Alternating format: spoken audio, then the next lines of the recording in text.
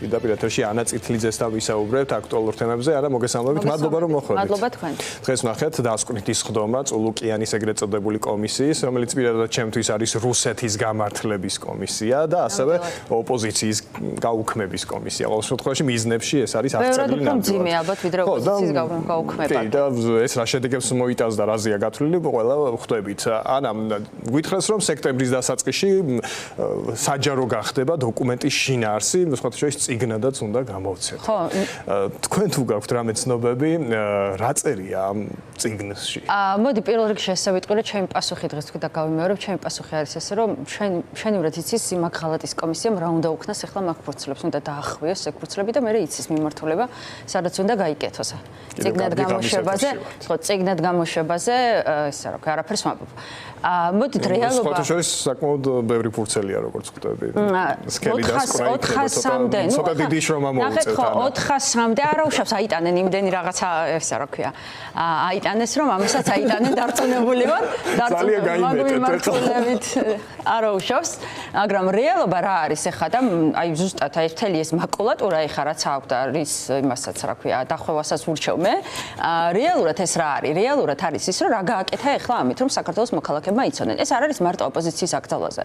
ურამდე ჩვენ ვიცით ახლა რომ ეს სექტემბერში მას შემდეგ რაც პლენარული მიიღებს, შემდეგ შეუძლიათ უკვე გადააგზავნოს საკონსტიტუციო სასამართლოში და ოფიციალური აკრძალვა დაიწყება ნაციონალური მოძრაობის და მე მიყვება მაგას სხვა პარტიები, ხო? ეს არ არის მარტო იმაზე რომ პოლიტიკური პარტიები იკრძალება. დღეს რაც მოხდა განსაკუთრებით აგვისტოს ყველაზე მძიმე პერიოდში, როდესაც თორსები 17 წელი არის, ხო? აგვისტოს. ამიტომ 7 აგვისტოს იქნება 17 წელი და აი მაშინ, როდესაც აგვისტოში ამთხოვენ, აი ამას, აი ამ დასკვნას, ეს არის დასკვნა, რომელიც არის დაწერილი კრემლში და რომლითაც საჩუქარს უკეთებენ პუტინს და მე ხა ივანიშვილს უყვარს ასეთი დამხევები და ამით დაცინვა ხალხს. მე ხა შევახსენებ საქართველოს მოქალაქეებს პუტინის აი ამ სიტყვებს პრესკონფერენციაზე, როდესაც მან თქვა, რომ მოვა დრო, როდესაც ქართველების ხელითვე გაეცემა პასუხი მიხეილ სააკაშვილს. დღეს ეს გააკეთეს და დღეს გააკეთეს რა? დღეს რეალურად ჩვენ ნახეთ, რომ რუსეთის დავალებით ღალატის კომისიამ მიიღო დასკვნა, რომელიც მიმართულია ერთი კონკრეტული პარტიის წინააღმდეგ, კი არა მარტო ნაციონალური მოძრაობის და ან სხვა პარტიების, ქართული სახელმწიფოს წინააღმდეგ.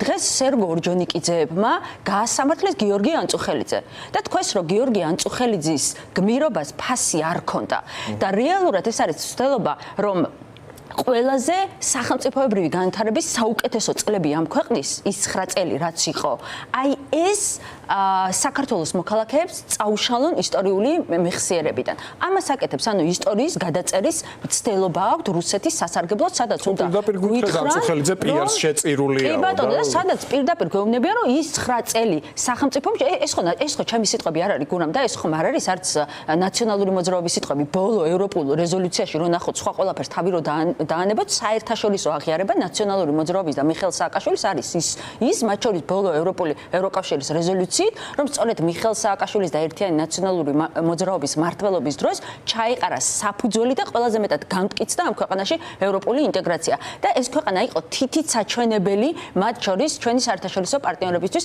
რეფორმების კუთხით და ყველა ის სიკეთე რაც დღეს გვაქვს ვიზა ლიბერალიზაცია იქნება, ასოცირების შეთანხმება იქნება, ეს ყველაფერი 2012 წლიდან იმ 9 წლის რეფორმების შედეგი იყო და 2012 წელს დავუტოვეთ ჯერ კიდევ ვიზა ლიბერალიზაციის სამოქმედო გეგმას. რომ ინერციით გაეგრძელებინათ როგორც აღნიშნა. ეს ტყუილი არის, როცა ვიზა ლიბერალიზაციაზე ამბობენ და ასოცირების ხელშეკრულებაზე დავაზუსტებ, რომ 2012 წლის ივნისში 4 ივნისს ბრიუსელში იქ მოეწერა ხელი, მაშინ ვიზა ლიბერალიზაციის სამოქმედო გეგმას და ასოცირების ხელშეკრულებას. ამ არგუმენტების საფუძვლად ხშირად შეგახსენებენ 73 მუხლი მაგას არ აქვს. მაგრამ ყველა დღესაც თუ ქართული სახელმწიფო რამეზე დგას გურამ არის ის 9 წელი და იმ 9 წლის განვითარების შედეგი. ხო, მოდით 13 წელზე ვილაპარაკოთ ივანიშვილის 13 წელზე. თქვენ რას გიპირებენ? გასაგებია საკონსტიტუციაში გაუქმების გადაწყვეტილება, მაგრამ მანამდე აი დღეს გვითხრეს სახელები და გვარები ვერ დავიმახსოვრე ამ ახალი სახეების.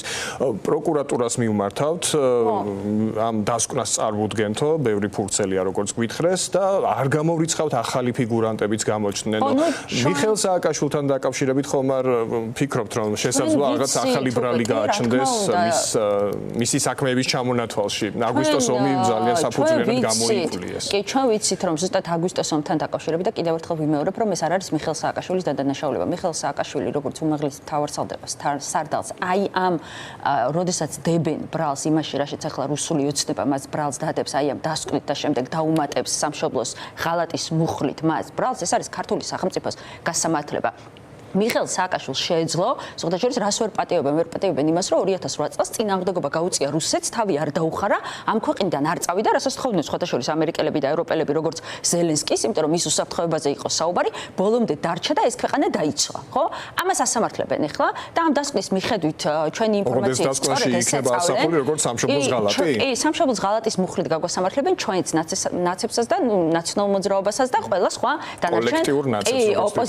დანარჩენ ოპოზიციურ მასაც რა ქვია პარტიებსაც, მათ შორის ჩვენ ვიცით და გვაქვს ინფორმაცია, რომ ჩამონათვალი არის მათ შორის ნაციონალური მოძრაობის ლიდერების და ასევე სავარაუდოდ ამაზე ზუსტად ვერ გეტყვი ნაციონალური მოძრაობის მათ შორის ვის საქმეების გადაცემა პროკურატურას, მაგრამ ასევე ნახე რა უნდა ახალი ფიგურანტები არიან დღეს ეს ფრაზა მოვისმინეთ, ახალი ფიგურანტები გაჩნდებიან. კი, ანუ ვისაც ჩათვლის ბიძინა ივანიშვილი, რომ ეს ვისაც ჩათვლის ბიძინა ივანიშვილი, რომ მისთვის არის პრობლემა, ყველა ამ ადამიანის ნაციონალურ მოძრაობას გულისხმობ გადაეცემა პროკურატურას და ამით ესენი მიდიან. ეხლა ნახეთ დაახლოებით ესე ვერ გეტყვით ნამდვილად, თუმცა დაახლოებით 11 ადამიანზე არის მე როგორც ვიცი საუბარი. ნახეთ რა შემიძლია ახლა აგვისტოს ომში თანამდებობები ხო და აგვისტოს ომში კი სხვადასხვა ანუ ეს არ იყო მარტო წამყვანი თანამდებობები, ანუ სხვადასხვა, მაგრამ ერთი რაღაცა მინდა საზოგადოებას გავახსნათ, გურა.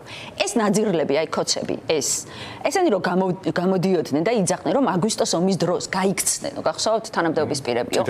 ერთი დოკუმენტი დადეს ამ ნაძირლებმა, რომ ვინმე გაიქცა მაშინ, ამართლა მათყუარა თაღლითებმა, რომ ერთი ადამიანი გაიქცა, ერთი საზღვრის დამის დოკუმენტის საზღვრის, რომ აქედან ვიღაცა გავიდა თანამდებობის პირი და გაიქცა, ხო არ გინახავთ ეგეთი დოკუმენტი, ხო არ დაუდი ამ საგამოძიებას ესეთი დოკუმენტი. აბა რო ქონოდათ ხო წარმოგიდგენია უბრალოდ როგორი ფრიალი დაიწყებოდა პირიქით შებულებაში იყო ხალხი და დაბრუნდა უბრალოდ ქვეყანაში, მაგრამ ეხა ამ კომისიაზეც ნახე ესე აქ ხო არ არის საუბარი რაღაც არგუმენტებზე სამართლებრივ ძალიან მარტივი რაღაცა ხდება.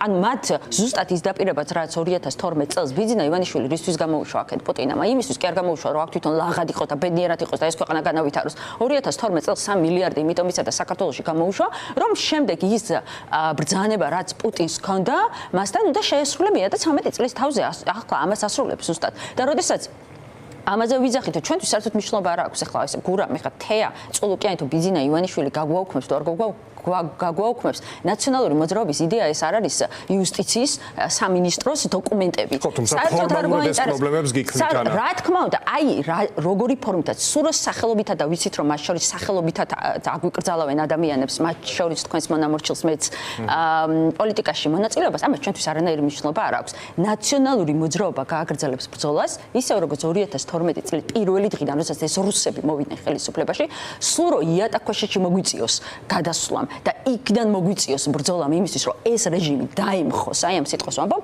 შეგნებულად, აი ეს რუსული რეჟიმი რომ დაიმხოს, ყველაფერს გავაკეთებთ ამისთვის. ამიტომ შვიდობიანი დამხობა შვიდობიანი დამხობა, რა თქმა უნდა, ზუსტად ისეთი ამის გამოცდილება არ არისო და ამის გამოცდილება 2003 წელს იყო გადასარევად, მათ შორის ვარდების რევოლუციის დროს და ერთი უნდა ვთქვა კიდე. ძალიან საინტერესოა, ვინ ასამართლებს ნაციონალურ მოძრაობას. ნახეთ, ასამართლებს პუჩისტი კადაგიშვილი, შარმანაშვილი პუჩისტი, ელდარ კურტანიძეები დაზარალებულების სია რო აქვთ გამოქვეყნებული, უბრალოდ უნდა წაიკითხოთ ვინ არიან აფრასიძეები, ყაჩაღი აფრასიძეები არიან დაზარალებულები თურმე და ესენი გვასამართლებენ ჩვენ. კოლექტიური ეს ლუკა კურტანიძეები, ემზარ კვიციანი, რომელიც სახელმწიფო ღალატში იყო ჭვიტანილი და რუსეთში გაიქცა, მერე და რუსეთში აფარებდა. თავს ანუ აი ეს კოლექტიური და სახელი და გვარი არ მახსოვს, კოლექტიური სოფობედიას ქრები რო არიან, აი ესენი არიან, ვინც ასამართლებენ ქართულ სახელმწიფოს ნაციონალურ მოძრაობას კი არა, ქართულ სახელმწიფოს და ქართული სახელმწიფოს წინააღმდეგ არის ეს ყველაფერი ეხლა მიმართული. სოფობედიას მე მგონი ის იყო რომ დაჯდა მაგიდასთან და მადლობა მობრძანებისთვის. იყო სახელი და გვარი არ მახსოვს, მთელი საქართველოს სოფობედიას ქრად იცნობს და მეც სოფობედიას ქრად ვიცნობ.